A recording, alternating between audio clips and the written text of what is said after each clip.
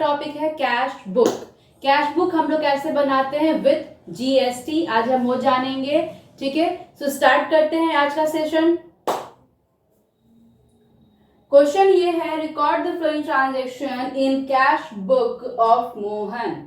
आपको यहाँ पे ट्रांजेक्शन्स कुछ गिवन है, इसे आप रिकॉर्ड कर रहे हो मोहन के अकाउंट में। ठीक है, सो इसलिए हम लोग इसका फॉर्मेट मैंने बना दिया। पहले से लिखा क्या है, in the books of Mohan, in the books of Mohan cash book. Okay, debit side, credit side, date particular LF amount, date particular LF amount. ठीक है, ये ट्रांजेक्शन जो गिवन है हमें कैश बुक में सारे के सारे रिकॉर्ड करने हैं। मैंने सिर्फ 5 हेड्स लिया है आपको समझाने के लिए। ठीक है, चलिए स्टार्ट करते हैं।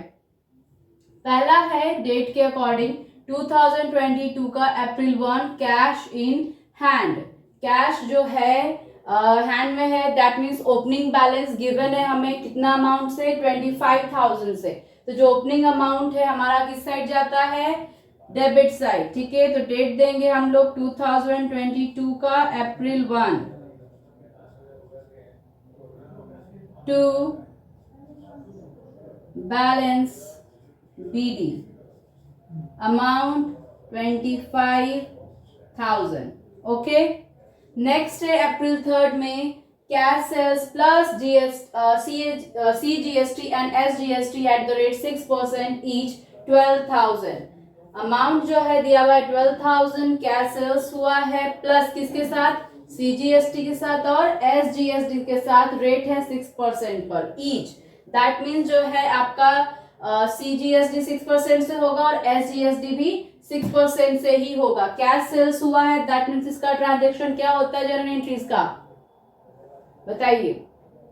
देखिए, कैश सेल्स दैट मीन्स क्या होगा, cash account debit to sales account. Okay, cash account debit to sales account. So cash book के अपोजिट लेते हैं तो टू सेल्स अकाउंट हम यहां लिख देंगे अप्रैल 3 डेट देकर, to sales account 12,000 rupees. Okay, और ये जो साथ में दिया हुआ है CGST और SGST, ये भी हम लोग का जो है इसके साथ, सेल्स के साथ ही हम लोग इसको रिकॉर्ड करते हैं। तो ये जो है हमारा टैक्स लगा है वो कैसे लिखाएगा, डेट हमारा सेम रहेगा अप्रैल 3 का, और लिखेंगे यहाँ पे टू आउटपुट, ये हमारा सेल हुआ इसीलिए आउटपुट यहाँ पे लिखाएगा CGST account to output SGST account. Amount देखिए कैसे निकलेगा, 12,000 यहाँ गिवन है बच्चों, देखो 12,000 है, 12,000 का 6% निकाल लो। ओके, तो 12 6 कितना होता है 72 और 0 का ऐड कर दो। ठीक है, अगर ऐसे नहीं समझ रहे हो तो मैं डायरेक्ट आपको यहाँ समझा देती हूँ कैसे सॉल्व किया जाता है। देखिए 12,000 हमने लिया, उसका 6%, 0 कट 0 कट, 12 6 72 एंड 720। सो दोनों अमाउंट में आउटपुट CGST और SGST में हम लोग लिखेंगे 720। ओके, दैट मीन्स क्या हुआ कि सेल्स के साथ ही हमारा टैक्स भी यहाँ पर ही ट्रांजेक्शन हो जाएगा। ठीक है, नेक्स्ट है cash purchase plus CGST and SGST at the rate 6% each, amount 13,000 है। 13,000 से ये दिया गया है कैश परचेस का, जैसे यहाँ पे सेल्स हुआ था अब परचेस होगा तो इसका यहाँ पे क्या बनेगा आपका जर्नल एंट्री,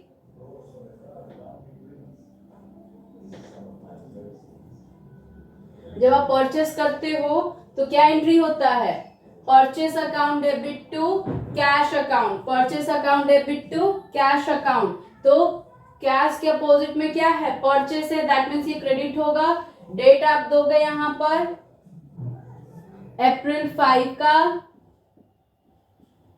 और लिखेंगे यहाँ पे बाई परचेस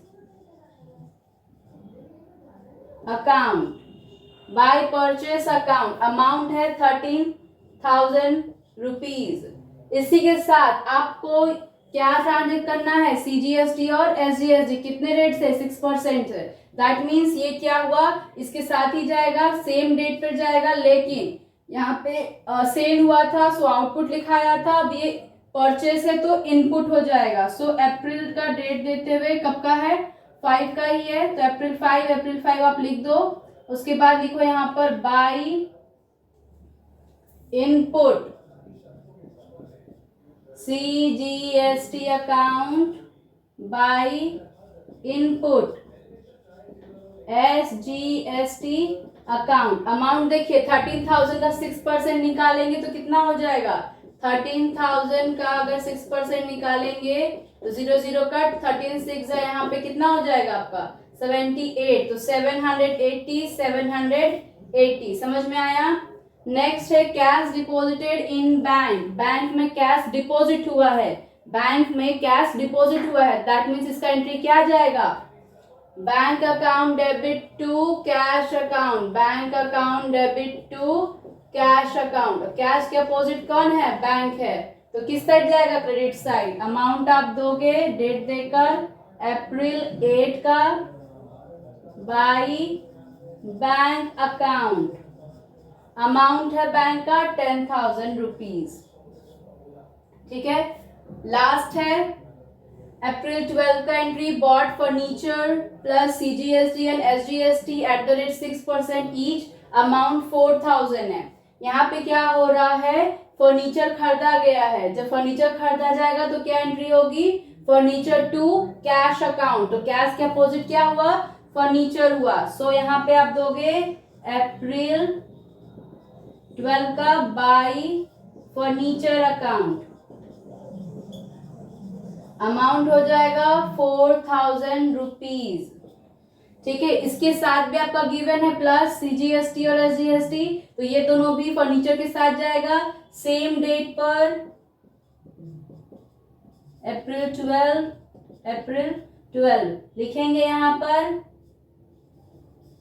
बाय, यहाँ देखिए फिर से परचेस किया गया है, सो इनपुट होगा, ओके ध्यान रखिएगा, by input CGST account, by input SGST account, ठीक है। 4,000 का 6% निकालना है तो कितना हो जाएगा 240, ठीक है। समझ तो गए होंगे आप लोग कैसे निकालेंगे हम लोग 4,000 का 6%, 4,000 इंटू 6/100 से निकल जाएगा आपका 240। यहाँ पे सारे ट्रांजेक्शन अब हो चुके हैं, अब क्या करना है आपको, क्या करना है, बैलेंसिंग करना है। तो आपको पता होता है यहाँ पर कि डेबिट या तो ग्रेटर होगा या तो क्रेडिट होगा।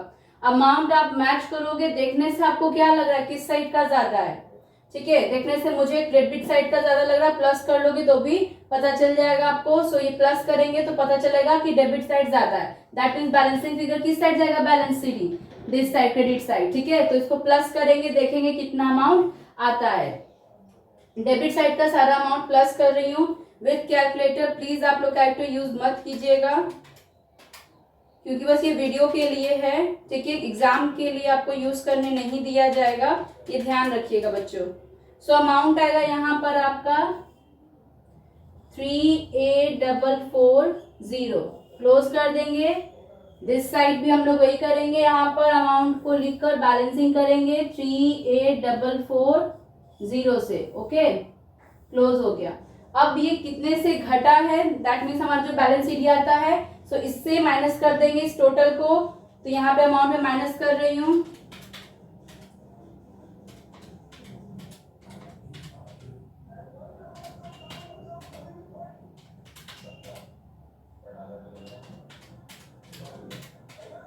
$9,400 आ जाएगा आपका। तो यहाँ लिखेंगे हम लोग डेट, अब देखिए डेट आपका आएगा लास्ट का, सो अप्रैल 30 लिखिएगा और लिखिएगा बाय बैलेंस CD, ये क्लोजिंग बैलेंस आपका आ गया 9,400। अब ये इस मंथ का जो है हमारा, इस मंथ का जो यहाँ पे क्या है 9,400 क्लोजिंग बैलेंस है, तो अभी ओपनिंग बनेगा कब का, May 1 का। अप्रैल के बाद मई आता है, तो मई के बाद आप क्या करोगे, May 1 को टू बैलेंस, थोड़ा सा ऊपर हो गया,